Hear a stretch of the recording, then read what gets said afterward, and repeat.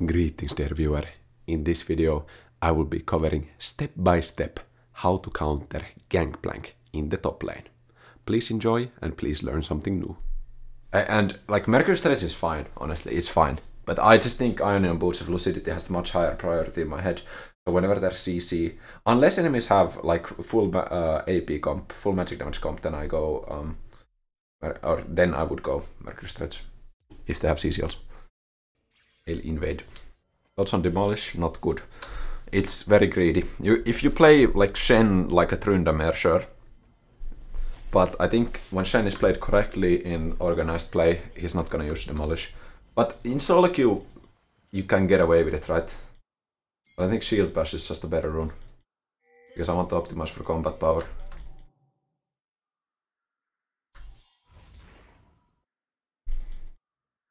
I'll walk through here.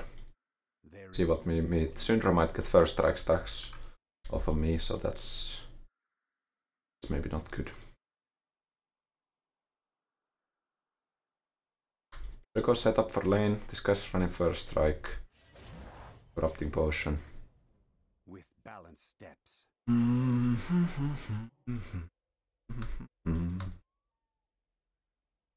want to start here?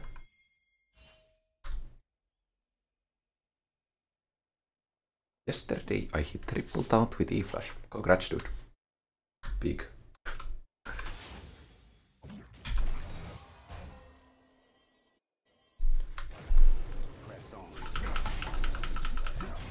Maybe I give him 6 Qs here. Actually 5 is good. 5 is good amount because then I can walk around here without losing experience. So we're extremely safe. Don't give any free gold to Gangplank. Because if he's here, then he can do Q and passive attack on me, which gives him like, what, 10 gold. But he wasn't. We're gonna get the experience anyways. I'm gonna Q here instantly. Then his Q, if he decides to Q me, will go into the passive shield. I'm gonna back off now because I don't have passive shield ready. And when I have passive shield, I'm gonna do it like this. So I block the Q. And I can go for a grasp out attack. Oh, a mouth attack was just like 1 frame too early. Because the grasp didn't have time to stack. I'm gonna use Q here. My stack up. I think he won't. Oh, what? Never mind. Oh, he did auto attack into Q. That's why the barrel died so fast. I mean, that's just standard GP mechanics, I guess. I can't contest that barrel yet. The minion wave is there, so I can stay. I'm gonna walk in and out here. I don't want to take the barrel to the face without any. Yeah, I got it. Nice. I'm gonna contest the barrel here again. Nice. I can actually taunt him. He doesn't have W, so he's dead. He has TP, but the wave is pushing towards me, so this is good. I think like most people, they kind of struggle with Gangplank as an opponent, but I think Gangplank is not that big of a deal. Most people consider Gangplank a Shen counter, and I did for a long while as well. Then I played the matchup for like 200 games. And I think if the Gangplank is fallible to making mistakes, which is true for 99% of the player base, then you can win. I'm gonna stay in my W here, or stay near my blade so that I can use my W to preemptively deny him the opportunity to Q me, right? Because there is the option of using a W reactively, right? To react to his Q. But there is also the option of using W preemptively in order to block an opportunity for the opponent to Q. Whenever you taunt in, you instantly auto-attack the barrel, okay? You notice there, I taunted in and the first auto-attack that goes off from me is to the barrel. So what that does is when GP is using oranges to cleanse out my taunt, he will be locked in that orange animation and he cannot auto-attack me. Or rather, he cannot auto-attack the barrel. So I will do it again here. Okay, I E in, and then I hit the barrel instantly. And then I use my W after my taunt ends to deny any opportunity of counter-attack. And this is, like, this is not like advanced quantum mechanics, okay guys? You can do this yourself. And if I can do this versus Illaoi, Master Challenger, Grandmaster Gangplanks, you can for sure do this versus your Platinum Diamond Gangplanks, guys. It's not that big of a deal. Like, this matchup, it's good for you. It's good for you. Because whenever there is like a ranged bully champion, okay, understand this, lane bullies are by nature kind of, okay, this is not always true, but let's say a certain kind of lane bully. I'm talking about some champions such as Vayne top lane, Jace top lane, Nico top lane, Gangplank top lane. These are like very spacing reliant lane bullies. These champions are worse in games of lower skill level because of the fact that you need to play them almost perfectly. Because like the Shen player can make mistakes, right? It's okay for the Shen player to make mistakes, but for the Gangplank player to make mistake, it's gonna cost him. Right there, I like walk up a little bit, try to push him away from the minion. He ends up having to Q the minion. I have my Ignite up in 2. I think Poppy is looking for a gank here. So we could be smart. We could be smart and just back off. I think if we can keep the Gangplank in lane, we're gonna be fine. I want to see the Poppy before I do anything. I'm fine giving up CS because I think in this position, right, if I die to the Poppy gank, this bails out the Gangplank completely. You know what I mean? Because Gangplank is in a really bad position here, right? Don't you agree, guys? Gangplank is in a bad situation. But if I die to a Poppy gank, then he's suddenly just fine. But now he's low mana. Like, what can he do? The wave is pushing towards me. He's low mana. All you needed to do there was be patient. And now we see Poppy bot side. So we know that he can't do anything to me. So we are completely fine to recall in this situation, right? Because the wave is going to be shoving towards me. This is a perfect time to recall. Now I don't want you guys to be greedy and stay in this position. Instead we're just going to buy the Onion Boots of Lucidity. And then we are going to buy a couple of Ruby Crystals and a Control Bar. And then we're going to walk back to lane, use E to get there faster. The wave is actually so huge that it... was GP there? Did GP stay? Maybe he stayed, actually. I don't know what happened. He must have stayed. I'm here.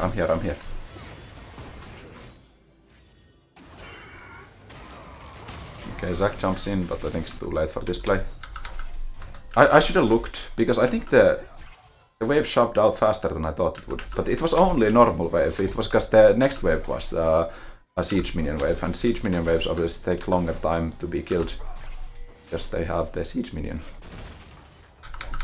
I'm gonna taunt off there and look my W usage. And we played patiently. We don't need to overextend for that fight. I get my E off, I get a couple of Qs off, that's completely fine.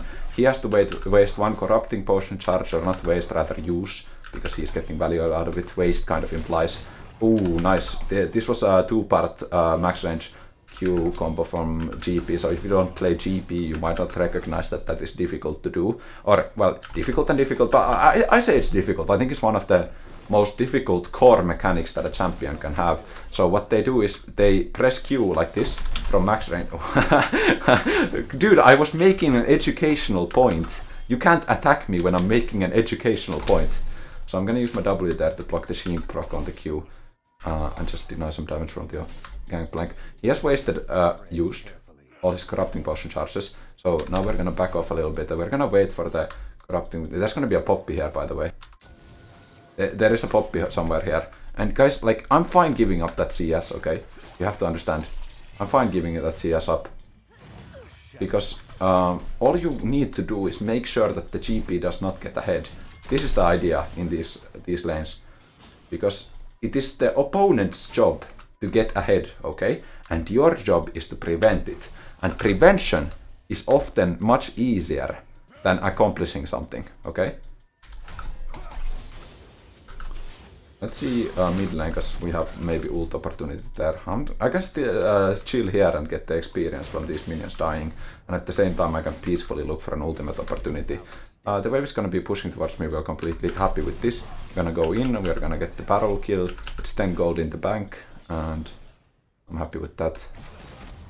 I could have W'd that. I was too focused on thinking about whether I should go for the... nice. I mean, not nice. I have ultimate opportunity here. GP is rolling in. Gonna ult on the Yone. Syndra is maybe gonna flash over. Okay, I'm gonna get the kill. Then we're gonna walk back to top lane because we wanna make sure that the wave is not crashing without me. Can I go on the GP? Can I beat him here? I think the more consistent option is to just go for the wave. There is no reason to flip that fight because it's gonna be a fair 1v1. And I don't like fair 1v1s, okay? Let me tell you something. Like, as a League of Legends player, I think you should play unfairly. Like, you don't need to take fair 1v1s because you want to take the fights where you have an advantage. Now, some of you might think this is kind of somehow bad mannered or like bad attitude to have. Like, what do you mean not take fair fights? But I'm being serious. This is a competitive team game, okay? So you want to take opportunities where you have how do you call it? Ylivoima in Finnish. Man advantage, okay? Or human advantage, player advantage. So you have more people than the opponent. So you have a strategic advantage somewhere on the map. Maybe it's your jungler ganking for you. This is not a 1v1 game. I use my Q to trigger passive shield there to block some of the damage. I'm just gonna harass him a little bit because I want to be recalling at this point. So when I'm gonna be recalling, actually he got really low there, and you know what did that damage? It's the minions, guys. It's the minions. So when you're trading with Shen, you have to think about ways to make it unfair. So one way to make trades unfair is by using minions to your advantage. Okay, he uses his oranges there. I'm just gonna show him that I am the more dominant player here. So I'm just gonna walk up and I'm gonna take his kind of how do you call it, this mini game of hitting the barrel. I'm just gonna walk up and I'm gonna prove that I can hit it before he can. I'm gonna E here if he goes for another barrel. Mid lane is making a play. That's gonna end up just fine. Yep, they're chilling. He got a lot of HP back because he used all his corrupting potion charges. And we're actually, we can't take any more poke here. The thing with GP is he has an insane amount of poke, right? He's with SS Reaver, he's not gonna run out of damage, okay? So you need to be smart about conserving your HP pool. So you wanna go in when you have your W, when you have your, like, he has no cooldown by the way on this. So I'm gonna ward here because Poppy could go in for, yeah, okay, there he is. I have to flash there, because if I E and he Ws, I'm dead, okay? This is kind of bad, like I could have just walked out without using my flash, but I think in order to guarantee my safety, I will do that. I'm gonna finish the Bummy Cinder here, and then we're gonna be going for, I think I can actually go for Iceborne Gauntlet here. I just want to try it out, because I think Iceborne Gauntlet is generally a good item versus GP, because it allows me to stick onto him. So if I ever want to fight this 1v1 in the side lane, I can do that with Iceborne Gauntlet. Now I have to say, as a disclaimer, Iceborne Gauntlet is not the best synergy with Shen, simply due to the fact that the damage reduction which it grants, okay, your primary target is crippled, applying 100% stronger slow on them and reducing their damage by 10% against you. This damage reduction does not actually work on shields. Like, if I have my passive shield on, I'm gonna take full damage from GP's abilities, even if the damage goes through the shields, okay? So if I'm taking, I have 100 damage shield, I'm taking 500 damage, I will take that 500 damage without the damage reduction at all. And this is, I think it's just a bug. It's simply just a bug. But I want to have my Sheen item as well, just to compete with GP, you know, he can't be the only one with a Sheen. So I gotta show him that I can also be a Sheen user. This is just to establish dominance. And then I can look bot lane for a play here, which GP cannot necessarily do. Or actually he can do with his ultimate, but he doesn't have the same amount of agency as I have on the side lane. Because, well, it's like different kind of agency, because GP can constantly have split push threat and then still participate, quote unquote, in the team fights with his ultimate. Once it gets to this point where GP has his first item, he starts getting a little bit stronger. Now I do have to kind of concede that he becomes a little bit stronger than you. But if you find opportunities for unfair fights, you can still beat him. Now I don't know where he is right now, so I'm gonna ping missing and a couple of GP pings. He comes back to lane with steel caps. He may be TP'd there because he came back to lane quite swiftly. We're gonna deny the barrel. We're gonna block the Q. And then we're gonna look mid lane if we can save Yone. It's all about preserving your HP. It's all about making sure your team does not die. And we are in a good situation. There I don't use my W because I had my passive shield. So you wanna be kind of using one or the other in some sense. Because then I had my W for the next Q that he puts out. I'm gonna ping help here because Zac can actually come to top lane and maybe look for a kill on the GP. And he's looking for a Q onto me here, so I can look for a taunt. I think I'm fine actually. Yeah, I'm fine. The GP gets away. I'm still fine. I don't need to E yet. I have my ultimate on Zac. Okay, my man's going bomba mode. He just made them explode. And the perfect amount of gold for Iceborne Gauntlet based off of these assists, or actually only one assist. I did not get an assist onto the GP because I did not deal any damage to him. However, we have now completed our Iceborne Gauntlet and we have a lot of armor. So the only threat for us is the Syndra, who is currently 0 and 4. So this is not that much of a real threat at all. Okay? But if Syndra was fed in this point, I would for sure go for Anathema's Chains, guys. Anathema's Chains, very gold efficient item. I really like it. So at this point, let's look at our magic resist. We have 56 magic resist. So if we add 100 to that, we have 156. Then we multiply that by 3 sevens, approximately 70. So what is going on is if we buy Anathema's Chains in this position and put it on Syndra, we are giving ourselves 70 magic resist against Syndra. Like all I'm doing is making it equivalent in terms of magic resist what the 30% damage reduction from well, that guy was already dead. Good that I didn't waste my ultimate. I think I can actually fight this guy. He has 3 cloaks of agility. He probably goes for, is it Navari quick blades that the GP is built? I think that's what the GP is built now. Take it, boy. And we deny another barrel. We're gonna keep going here.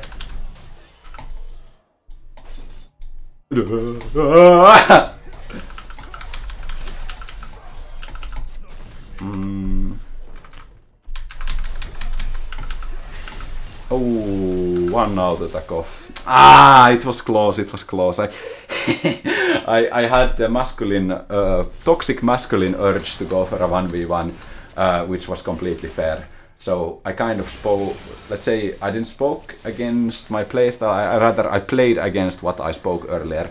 So I took a fair fight and it ended up being unfair for me since Syndra came. And this is what you generally don't want to do, you want to be taking unfair fights. Now I think I will go for a single null magic mantle here for my magic resist. And this will be enough to deal with Karma and Syndra. And then I will buy armor again after that. We should probably be looking for this Drake. I think I can ping for Zac because I have my ultimate and they have no way of contesting it. They lost a lot of HP and resources in the bot lane on that play, even though it didn't necessarily, it wasn't a losing play for the opponents, but they lost like temporary resources on the map, which allows us to go for the dragon. And this puts us at a soul point. So we have a clear win condition and we can threaten the next Chemtech Dragon and kind of consider it to be something of a kind of game over button. So I'm gonna be ulting on Zac here, making this play, because the Zac is extremely strong, also has Mei Eyes. So keeping Zac alive will be valuable. He also has 300 gold shutdown. And what you want to be doing as Shen in the mid game generally is protecting the shutdowns on your team. So I want to be protecting Yone and Zac, not giving away these bounties to the opponents. I'm going to be hitting the tower here. This is actually my first game of the season where I'm trying out the Iceborne Gauntlet. I've simply researched it, so all my knowledge about it is theoretical. However, I do feel like it could be a great item, but it's not. due to the aforementioned bug with the shields and the damage reduction not working together. And then the thing is that it doesn't do damage, okay? It doesn't do damage to the targets in the AoE zone, so it only does the sheen damage on the primary target. And this sheen damage is actually completely equivalent to normal sheen, okay? So you're not getting any, let's say, like extra damage from purchasing Iceborne Gauntlet. You are getting slow, sure, but you don't get any extra damage. Am I right about this? Yes, it's 90 physical damage, so this is my base AD. And since Shen does not have the greatest base AD, this is, I think Shen has like middle of the back base AD. Sheen items by themselves are not extremely efficient on him. However, I do think that Divine Sunderer is one of the more fun mythic items for Shen if you want to do more damage. And I think generally like Divine Sunderer is the best damage item for Shen. Because it provides... Okay, we're gonna save Lucian there and it's gonna be, I think, game over for the opponents. Taking the kill there, probably not the brightest idea, but I wanted to participate, I wanted to have some fun, so I went for the Sheen proc there. We're gonna be taking the blue buff here for Nami, because I think blue buff on Nami here can do a lot of good. And I do nothing with the blue buff, right? It's gonna give me ability haste, yes, but...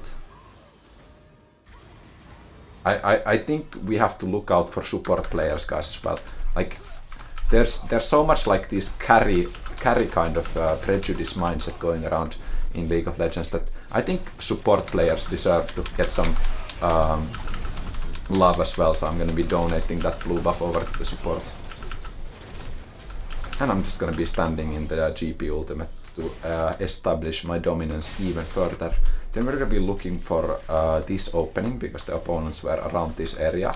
So I'm gonna look on this opening and try to make sure that the opponents do not go for any kind of steal attempt on the Baron. Next up, I think our objective is the middle tower. I think it's very important to always try to identify the next objective, the current objective that your team wants to be taking, because this enables you to actually take that objective and also play around that objective in the sense of mirroring pressure on the opposite side of the map by split pushing. So applying Baron buff here on the wave and trying to get some tower damage. Lucian is responsible for dealing damage to the tower, but he seems to be doing a fine job in baiting the opponents to go in. I have 1 second on my ultimate, so that can be used to help Lucian in his time of need, if one comes. Nice two-part. Well played by the GP. Kiting out a little bit. We're gonna be using a Q here. I got my ult. Yone is gonna be going for a fact. I'm gonna ult here. So we're gonna get transported into the back line. I'm gonna be taking tower aggro, so I'm gonna walk out of the tower range. Then we're gonna be hitting tower next.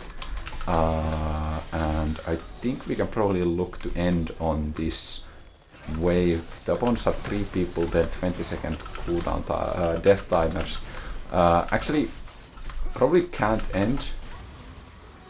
So I'm gonna ping them back. I have 3000 gold, so I should be using this gold to get some kind of an advantage for myself. And now there are some ideas here. So what I could do is I could go for something like a Gargoyle Stoneplate. But then I could also go for a Turbo Gangplank. I haven't tried this item at all yet. And what I kind of like about Turbo Gangplank in a position like this is not a very stat heavy item, okay? It doesn't have the best stats. Nami is using Q there, by the way, to give me movement speed. If you don't know this, it might look like she's just casting Q for the sake of casting Q. But actually, since Nami's passive gives movement speed to players affected by their spells, this also works on her Q on allies, even though it does not have any other effects on the allies. So we're just gonna face tank some damage, and we actually get GP ult from this, which is completely fine for us, and we should be catching the bot wave next. Ideally I would have wanted to hit the wave there to regain some energy from my Q stacks. The players are gonna go in there. I have to keep an eye out on Lucian because I don't want Lucian to die. He is very squishy and he is our only ranged member, right? So sieging becomes very much more difficult if Lucian is dead for us. Because it's very hard to siege with only melee champions, even if you are stronger than the opponent, because you are simply put into a position where you have to take tower aggro if you want to do damage. I'm gonna be also looking at GP all the time on the side lane here, or not on the side lane but on the side. Gonna ult on Yone so he can get the kill off, and we are all good. I might look for an engage with Turbo Gangplank just to keep the opponents off. Right? Like, notice that Caitlyn has to use Gale Force there, because I have the threat of E flashing. I think I'm fine here. I'm gonna flash over so that I don't get killed by the Caitlyn, and then we're gonna walk back in, and we're gonna QW on our team so that they don't take damage from Caitlyn headshot. Gonna walk to the side like this, and then hit the minion, and then we're gonna end the game. That's it for this game. I hope you enjoyed, and yeah, that's kind of how you counter Gangplank.